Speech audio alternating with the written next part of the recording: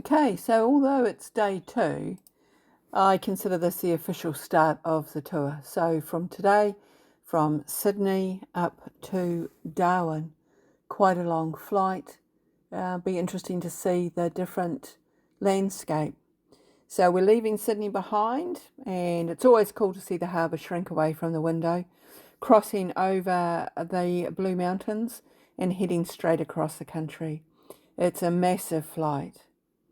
It doesn't take long, though, for the green farmlands just to completely disappear, and everything turns into this intense, deep red dirt. And I really started to realise just how massive and empty the outback actually is out here.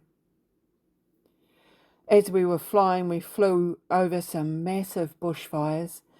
Look at those huge plumes of smoke and the black burn scars on the ground. And seeing fire from up here really shows you how wild and unforgiving this land can be. Once the smoke cleared, the desert started looking like a giant painting. Lots of white patches, which are actually massive salt lakes reflecting the sun, and it looks completely empty. But the patterns in the sand are unreal, and the rivers slithering towards the ocean. Lots of pockets of little islands everywhere. After a couple of hours of pure desert, the landscape finally starts to change again, and the red dirt softens up, and then you start to see this tropical green creeping back in, along with those massive winding rivers. So we've finally hit the top end. There's ocean that you can see as you're flying over, and then we start to approach Darwin Harbour, and I get my first glimpse of Darwin. I'd never really thought about Darwin as a place to visit before, so it'll be really interesting to see what happens when we get there. So flying over the water, over the harbour, the weather down there is quite tropical, the vibe is going to be totally different, and we're officially on the other side of the continent.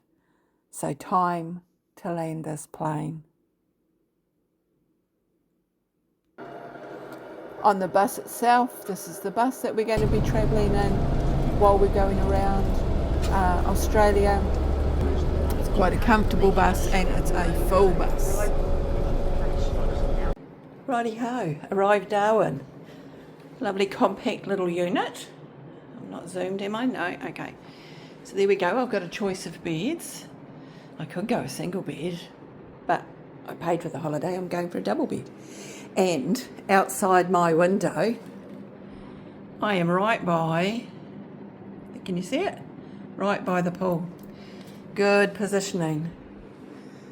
Ceiling fans on straight away, aircon's on. Let's have a check out the bathroom. It's not bad, is it? It's quite a compact little room, but it's everything that I need, and it's on the ground floor, which I'm pleased about. I don't have to hoist my leg up and down steps. So, welcome to Darwin, and I'll spend most of my time looking for creepy crawlies and things that slither. But otherwise, it was a good flight here. Glad to be here. I think we're here for 3 nights before we move on to the next place. So